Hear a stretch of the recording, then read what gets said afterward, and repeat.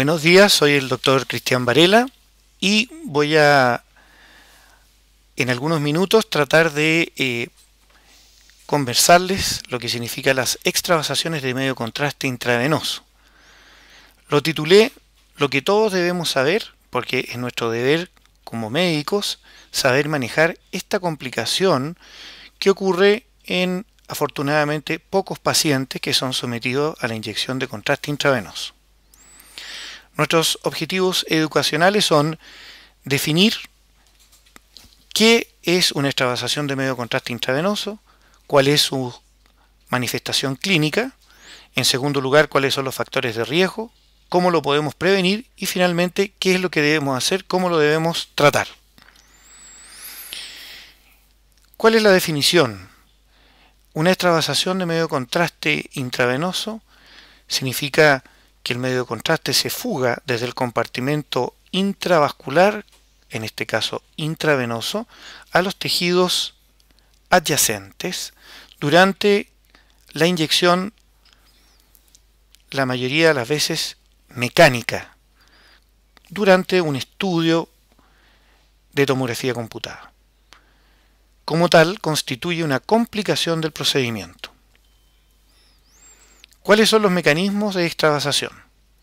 En primer lugar, cuando la punta del catéter queda fuera de la vena o queda impactada en la pared de la vena.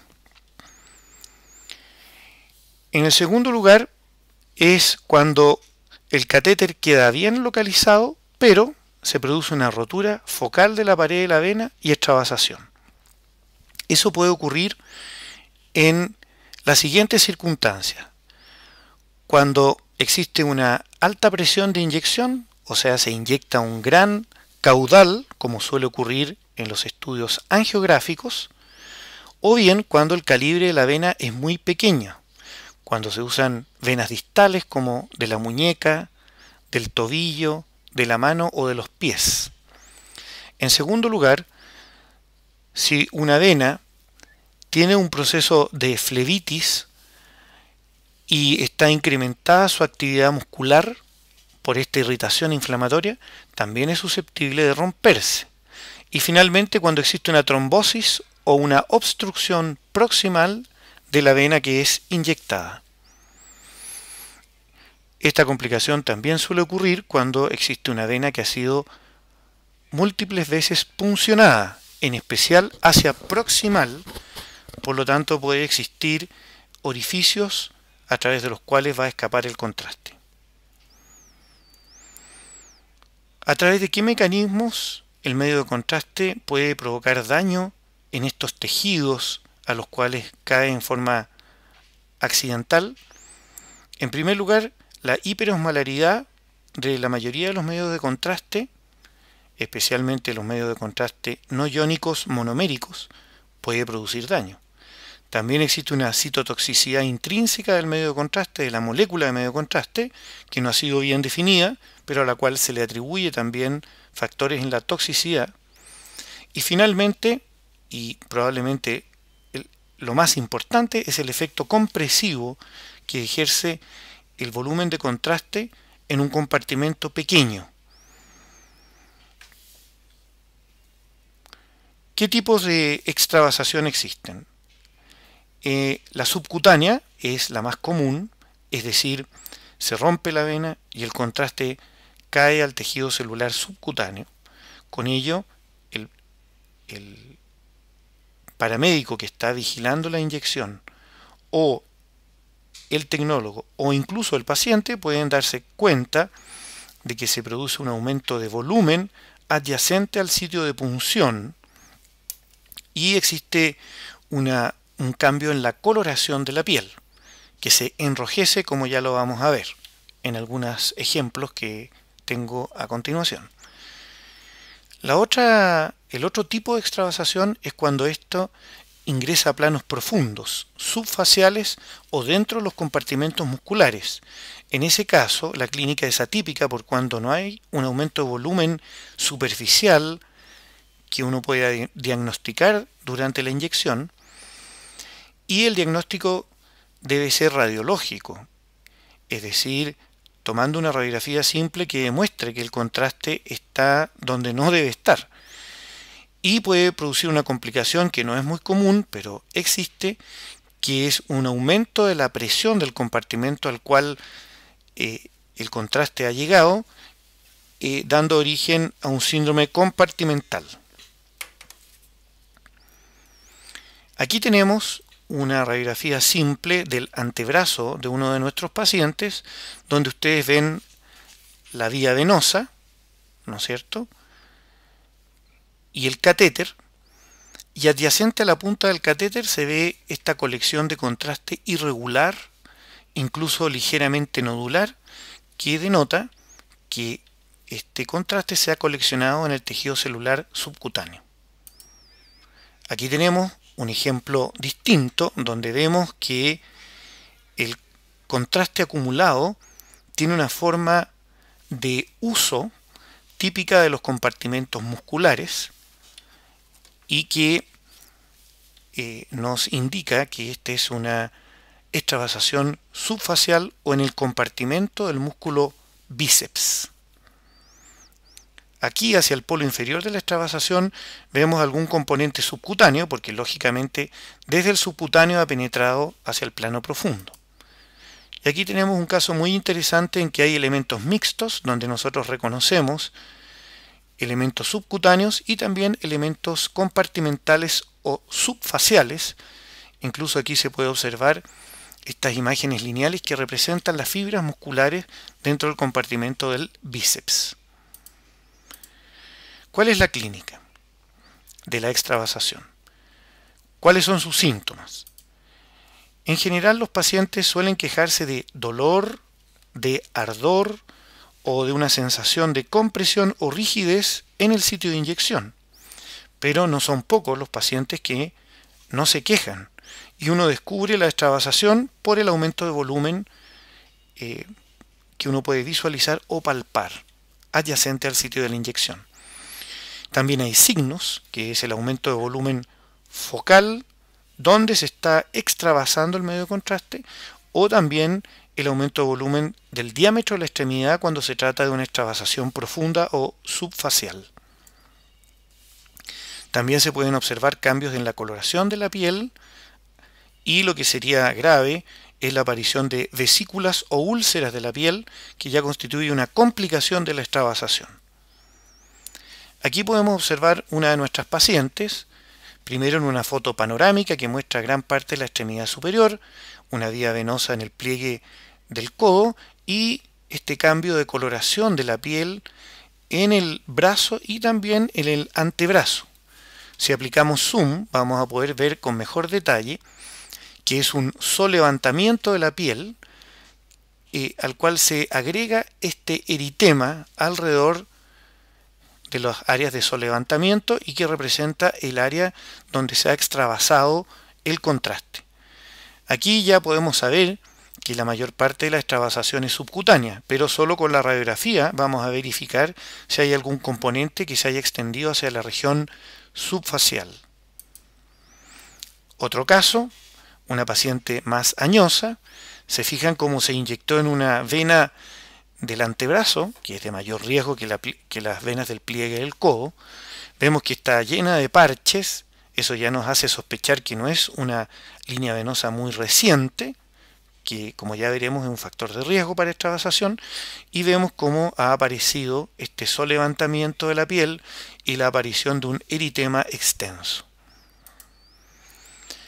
¿Qué puede pasar con la extravasación? ¿Cómo evolucionan? Afortunadamente, la gran mayoría de los pacientes evoluciona a la resolución espontánea.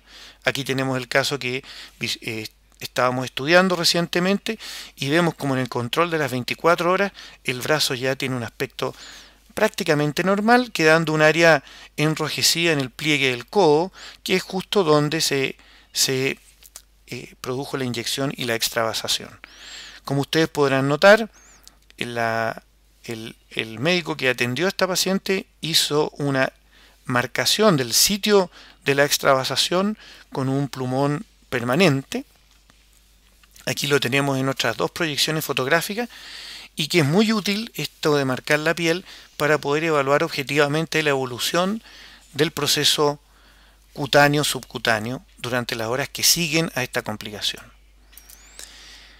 También puede haber una evolución desfavorable, que como ya les dije es bastante menos común, en que hay progresión y daño tisular, con necrosis de piel y celular subcutáneo. Aquí tenemos un caso de la literatura, donde hubo una inyección, se fijan, en el dorso de la mano, que es un lugar bastante riesgoso para estas complicaciones, y pueden ver ustedes la presencia de grandes flictenas cutáneas de una coloración eritematosa, pero en algunos sectores más oscuros, lo que nos está indicando que se trata de necrosis tisular. También puede ocurrir el síndrome compartimental. También esta es una imagen de la literatura, donde ustedes pueden ver un gran aumento de volumen de la extremidad, una coloración violácea.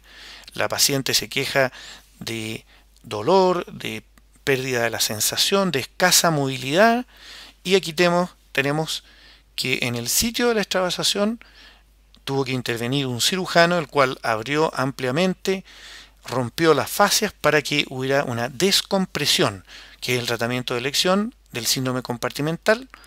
Y aquí tenemos como en semanas más tarde ya la mano ha recuperado su aspecto normal y hay una franca cicatrización de la lesión. ¿Cuál es la incidencia de esta complicación? La mayoría de las series son con inyectora mecánica, ya que la extravasación al inyectar en forma manual es bastante rara. Entonces, con inyectora manual las distintas series van de 0,1 a 0,9%, más o menos en un rango de una extravasación cada 106 o cada 1000 inyecciones. Aquí tenemos un trabajo en que hubo una revisión acuciosa reciente, donde se chequearon 69.657 inyecciones de medio contraste mecánica, en las cuales se observó una incidencia del 0,7%. ¿Ya?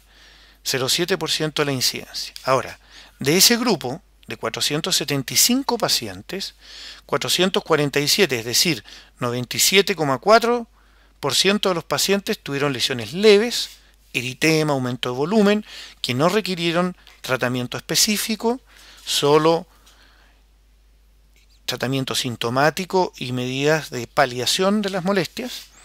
10, es decir, 2,2%, tuvieron lesiones moderadas, en que requirieron hospitalización, y solo 2 de estos pacientes requirieron procedimientos quirúrgicos, ya sea descompresión de un síndrome compartimental o procedimientos con el objetivo de realizar colgajos o reparaciones a una lesión de necrosis tisular.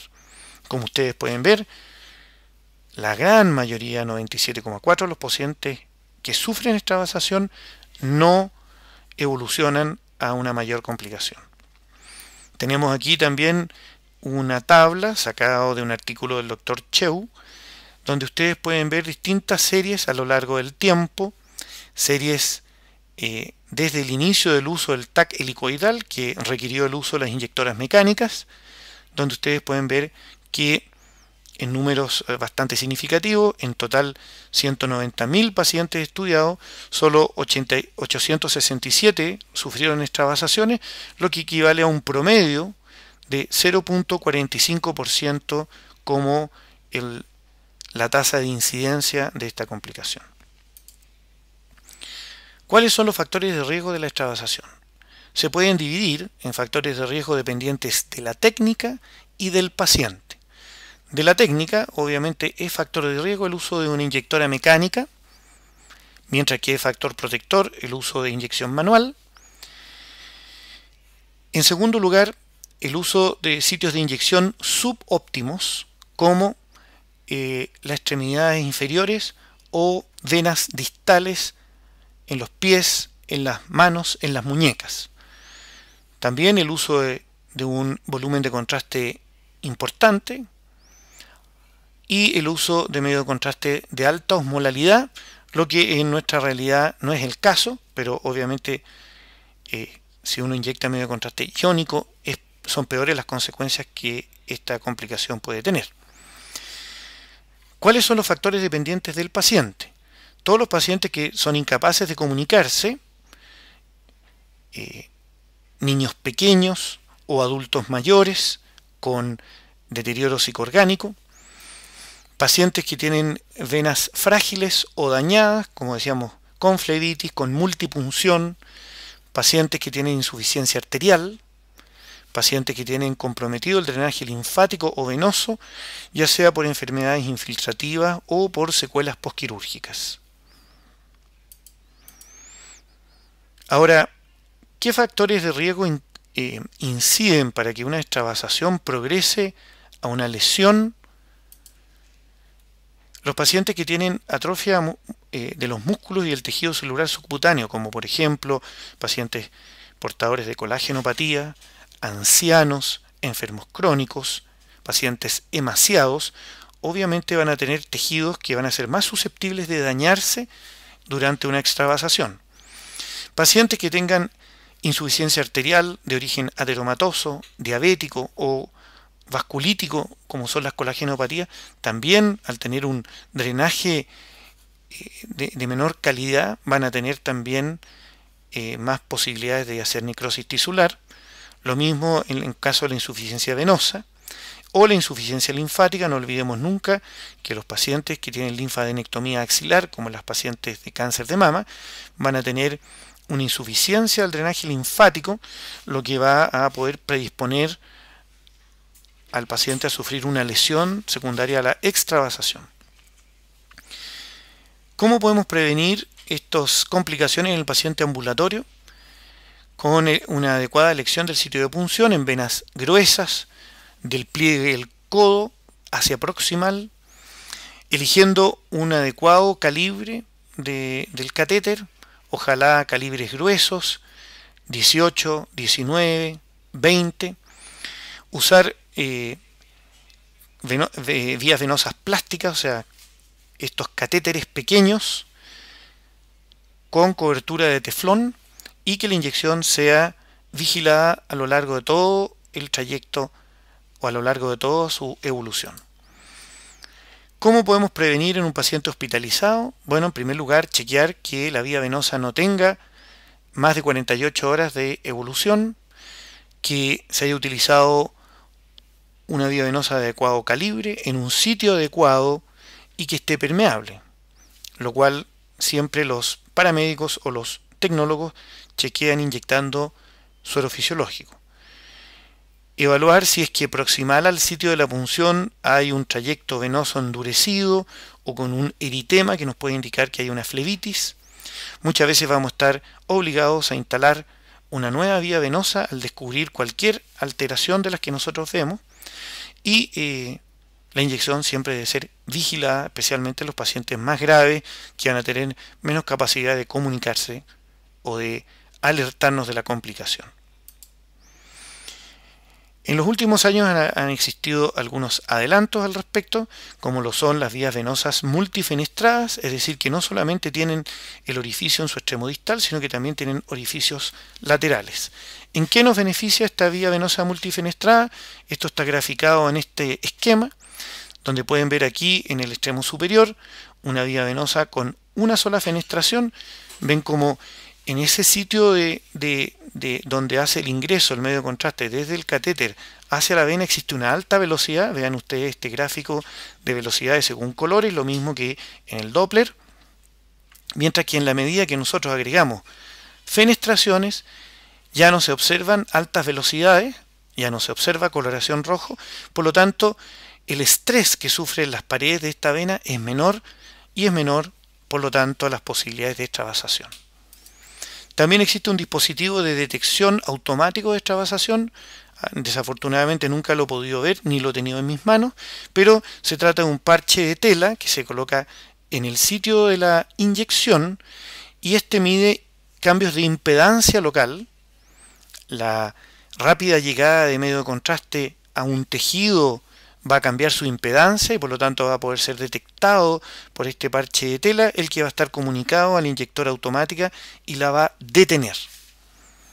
Es un mecanismo bastante ingenioso que hasta donde yo sé, no lo tenemos disponible en nuestro país, pero eventualmente podría ser adquirido. ¿Qué hacemos? ¿Cómo manejamos una extravasación? En primer lugar, tenemos que retirar la vía lentamente y aspirando suavemente. En segundo lugar, marcamos la piel, los límites del aumento de volumen para poder chequear en el tiempo qué pasa con ese aumento de volumen. Cuando se trate de una extravasación profunda, va a ser de utilidad siempre medir el diámetro de la extremidad con una wincha y compararlo con la extremidad contralateral, también como para tener un parámetro de evaluación y de seguimiento. Y se recomienda el uso de la radiografía simple. ¿Por qué? Porque nosotros de esa manera verificamos que existe una extravasación, localizamos el medio de contraste ya sea en el compartimento subcutáneo o subfacial y además podemos hacer una estimación del volumen.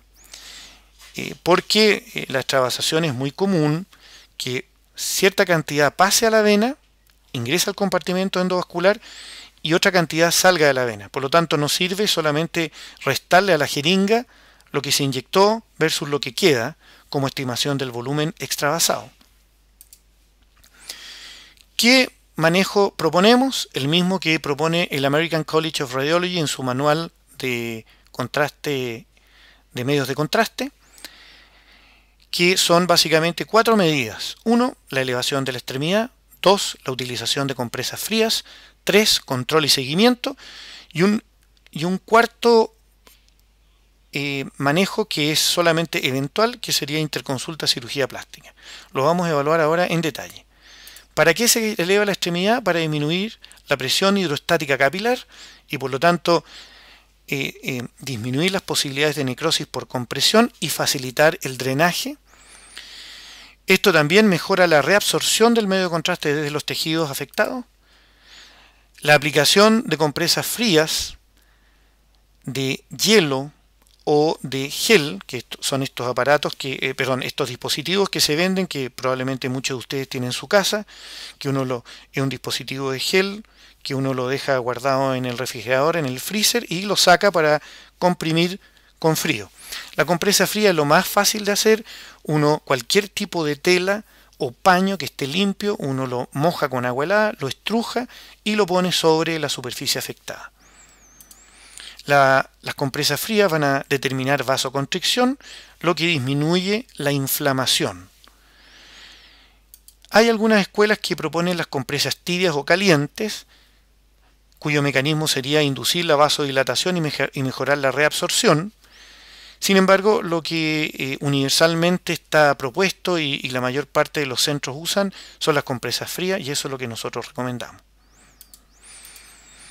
¿Cómo se hace el control y seguimiento? Si el paciente es ambulatorio, nosotros lo deberíamos dejar en nuestra unidad por al menos 2 horas de observación y luego mantener un contacto telefónico por 24 horas, lo que nos va a permitir cubrir todo el espacio durante el cual el paciente puede experimentar una complicación. Y todo esto, por supuesto, debe quedar registrado. Si el paciente es hospitalizado, puede volver a su unidad. Nosotros vamos a tener que hablar con la enfermera o con el médico a cargo, le tenemos que explicar la complicación, las consecuencias y cómo se maneja. ¿Cuándo vamos a pedir ayuda a cirugía plástica? Cuando sospechemos que existe una complicación en evolución o cuando la extravasación sea igual o mayor a los 100 ml de contraste. Son las dos circunstancias en las cuales estamos autorizados a pedir la interconsulta de nuestros colegas. Eso ha sido todo. Por favor, cualquier duda me la pueden hacer personal, me pueden consultar personalmente o me lo pueden hacer llegar a mi mail, que en la próxima presentación lo voy a poner ahí, pero de todas maneras es cvarelau@vtr